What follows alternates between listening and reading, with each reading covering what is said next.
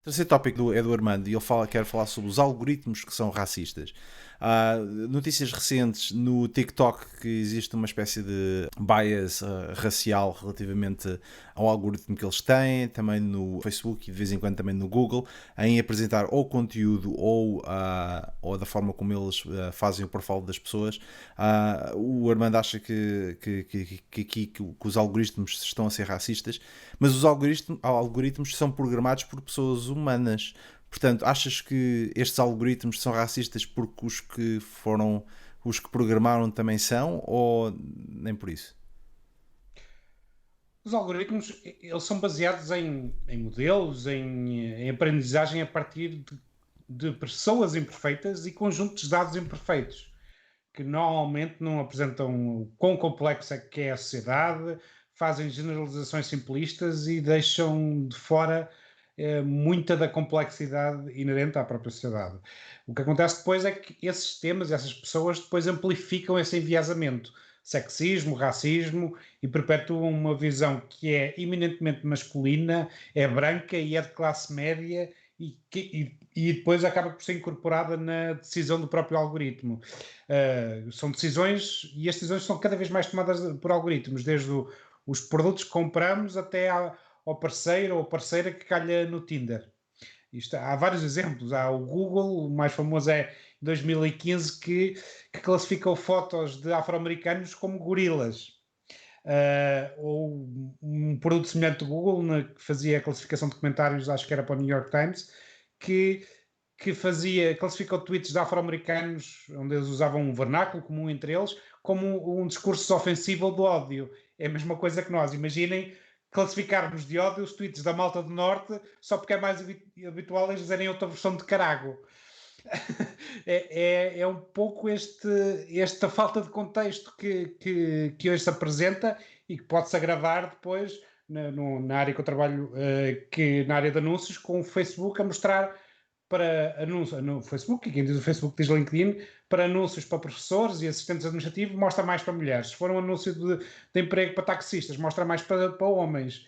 Isto pode-se agravar para o famoso filme do Tom Cruise, do Minority Report, que criamos modelos de pré-crime em que as condições sociais e económicas de uma pessoa à partida já te condenam e que estás determinado a cometer um tipo de crime. Isto olha-se hoje, e falámos ao início destas tensões raciais nos Estados Unidos, e que a tecnologia, lá está, na sua visão do mundo privilegiado, está a ignorar que também perpetua estes mesmos enviesamentos e importa discutir as soluções e que iniciativas é que podem ser que se podem tomar para esta área. Eu vejo aqui, como tu bem dizias, quem programa os algoritmos, assegurar que há maior diversidade de raça e de género nos programadores. É difícil, já estão-se a tomar medidas, mas para já tem que haver uma base de onde recrutar e a própria educação fomentar isso. Ensinar programação para mulheres, há um estigma associado a isso. A um segundo nível, responsabilizar os algoritmos. Desde a verificação dos modelos dos training sets, do conjunto de dados onde eles se baseiam, desde algum tipo de transparência e prestação de contas desses algoritmos, para as pessoas saberem o que é que acontece quando interagem com esses algoritmos. Aqui preocupa-me particularmente a parte de reconhecimento facial. E quando há um erro, tu tens uma possibilidade de recorrer facilmente, identificares e reportares isso. Cada vez mais, estes algoritmos vão ter um impacto social, vão influenciar como é que as pessoas vão ser percebidas, como é que vão ser tratadas, e também temos que falar de justiça nestes casos. Era isso que eu queria trazer, porque sabemos que a tecnologia vive num mundo à parte, mas também sofre deste viés. Paulo, tu que estiveste agora a ensinar a programar em C no YouTube e que já fizeste alguns jogos, segundo me dizem alguns passarinhos, diz-me uma coisa: como é que tu consegues ensinar um algoritmo a não ser racista? Olha, antes de responder à tua pergunta, estes algoritmos são-nos servidos numa bandeja pelas empresas que estão a tentar explorar-nos como sendo produtos. E eles tentam servir-nos aquilo que nós queremos ver.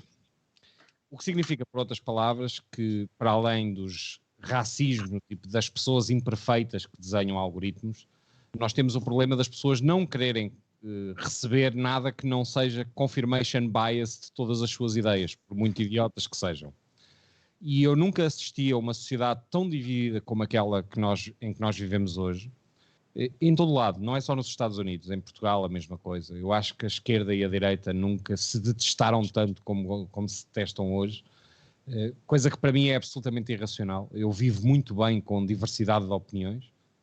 Aliás, ainda bem, porque raramente as minhas opiniões coincidem com as dos meus amigos, pá, e dá-me imenso jeito de viver bem com opiniões diferentes. Mas o problema não é como é que nós ensinamos a máquina, até porque, em última análise, nós ensinamos a máquina a aprender. Ou seja, cada vez menos, à medida que a tecnologia vai evoluindo, são as características do programador que vão definir as características do algoritmo. Os algoritmos tendem hoje, através de machine learning, a serem um processo com muito darwinismo pelo meio, que tenta obter um resultado. Mas esse resultado não é o algoritmo perfeito. O resultado é o algoritmo que for mais lucrativo. E há um conflito de interesses brutal entre aquela que é a nossa ideia de perfeição e aquela que é a ideia das pessoas que gastam dinheiro a investir na criação desses algoritmos. O Facebook não é bom nem mau. O Facebook é lucrativo. O Google não é bom nem mau quando nos vende anúncios e quando nos chega e quando faz tracking, etc, etc. O Google está a ser o Google. Está a fazer por ganhar dinheiro, por explorar aquilo que é o seu produto, que são os consumidores e os utilizadores do Google, para todos os efeitos. E as pessoas fazem o seu papel, sendo, na maior parte dos casos, muito pouco tolerantes com a diferença.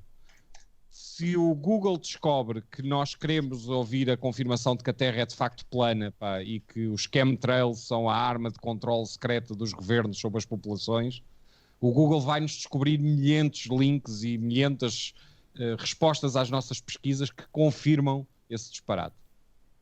Ou esses disparates. O que me preocupa mesmo é que, com o salto brutal de informação que toda a gente tem, a qualidade dessa informação não é propriamente boa. Eu nunca assisti a uma divisão tão grande entre pessoas, nunca assisti a manifestações de ódio tão óbvias e a manifestações de segmentação de grupos tão absolutamente óbvias e escandalosas. Deixa-me interromper um segundo só para dizer que o autocarro do Benfica foi apedrejado a caminho do Seixal.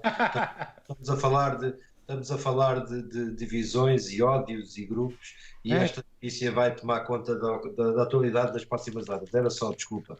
Não, mas repara, acabaste de dar um excelente exemplo. A falsidade e o artificialismo das rivalidades entre clubes, que são absolutamente irracionais, e tu és um benfiquista e eu sou um sportinguista, pá, e não me passa pela cabeça estar chateado contigo porque tu sejas benfiquista.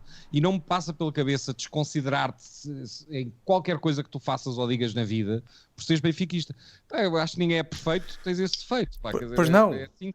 Tendo em conta que és o único sportinguista aqui no meio de três, é pá, eu acho que... Eu tenho que aceitar, tenho que ser muito tolerante com opiniões diferentes porque raramente estou em maioria. Pá. Sim, onde é que nós íamos? Bias relativamente ao algoritmo. Aniceto, se tu chegares ao... repara uma coisa, a minha rede de contactos, seja no Twitter, seja no Facebook, está muito alinhada àquilo que eu realmente me identifico, é um facto.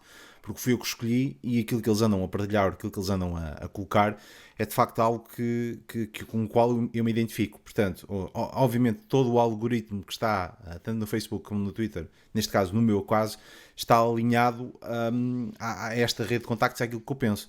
No entanto, eu comecei a adicionar pessoas de forma aleatória no Facebook, lamento, e comecei a ver opiniões completamente que nunca tinha visto, que não estava à espera. Não estava à espera de ver essas pessoas. 2, não estava à espera de obter essas opiniões desta forma, e pessoas que eu acho que deviam de estar melhor informadas e deviam de facto ser um bocadinho mais tolerantes. Como eu sei que o Aniceto é o de todos nós, aquele que tem uma maior rede no Facebook, o que é que tu costumas ver? Achas que este algoritmo está muito baseado naquilo que tu preferes, ou é completamente aleatório e nem sequer toca nas tuas preferências? Eu sou muito censurado pelos meus amigos já há muitos anos por não impor filtros nas minhas redes. Não filtro anúncios, não filtro nada, apenas que faça algumas escolhas tendenciais, mas quando tu tens uma rede dinâmica e popular, chega a uma altura em que já não dominas o que entra. Vai entrando. E não, já no tempo do spam, por exemplo, eu tenho uma pasta que visito regularmente para... Eu não quero fugir do spam, eu quero que o spam não me chateie a minha interação no dia-a-dia no meu trabalho, mas eu quero tê-la para poder ver o que é que se anda a fazer de novo em termos de aldrabice. Portanto, eu preciso de conhecer, se eu estiver um ano afastado de todas as aldrabices e de todos os esquemas, depois um dia acordo e o mundo é novo, não é? Porque os príncipes nigerianos já estão nos Estados Unidos, ainda há dias foi preso um que afinal operava nos Estados Unidos. É preciso nós deixar-nos imergir no caldeirão sem o fato de mergulho. Ou seja, eu quero ser sujeito a bombardeamento de anúncios que não quero, eu quero ser sujeito à publicidade que porventura não me é direcionada, até para perceber, quando digo que não quero mais aquele anúncio porque já vi o Master de Coin Master, já vi aquilo 640 vezes e agora quero ver uma coisa diferente, eu preciso de saber o que é que o algoritmo me vai servir a seguir. Portanto, não filtro. Em relação às pessoas, a não filtragem, por vezes põe os poucos cabelos ainda em pé, porque tu dizes, então, mas que é isto? Eu não aturo isto. E uma das ferramentas que mais dou uso é aquela suspensão de 30 dias. Adoro suspender pessoas de 30 dias, porque até percebo que o tempo é rápido a passar, quando de repente tive um mês sem ouvir e de repente lá está o idiota outra vez a expressar a sua opinião e eu, já passou um mês, ainda dizem que o tempo leva a passar. Mas a verdade é que quando eu tenho picos de popularidade, quando tu publicas algo que é engraçado ou que faz as pessoas reagir de alguma maneira, chovem pedidos de ligação. E eu não sou ninguém, eu detesto a profissão de juiz, detestaria ser juiz porque deixava de dormir. A ideia de julgar pessoas, tu não podes julgar pessoas só pelo seu feed, embora se o tipo tiver 45 correntes de anjinhos e 10 fake news, tu fiques logo com uma péssima impressão. Mas mesmo assim, eu preciso que esse tipo entre, não só porque é uma desconsideração ele estar-me a pedir uma ligação que eu lhe vou negar, discordo em absoluto da existência de limites de pessoas nos perfis pessoais, acho que devia ser apenas páginas, nunca percebi a filosofia de um perfil pessoal, faça uma página, quem tem público, entrar, faça favor, sirvam-se e apaguem a luz quando se forem embora, mas não noto que haja racismo, que me seja servido este ou aquele material. É claro, se eu começar a treinar o algoritmo para me trazer trampa, eu ia dizer merda, mas eu não digo que isto é um caso decente, se eu treinar o algoritmo para me trazer trampa, ele vai-me trazer cada vez mais trampa. E vai tentar... Trampa. Pedro, mas depois há o efeito pernicioso quando tu exploras o algoritmo. O Paulo há pouco falava do gaming. Há um caso famoso no Gamergate, por exemplo, que eles próprios trabalhavam desde mecanismos de resultados de pesquisa, quer do Google, quer do Reddit, etc. E eles exploravam isto para que, quando pesquisasse White Power,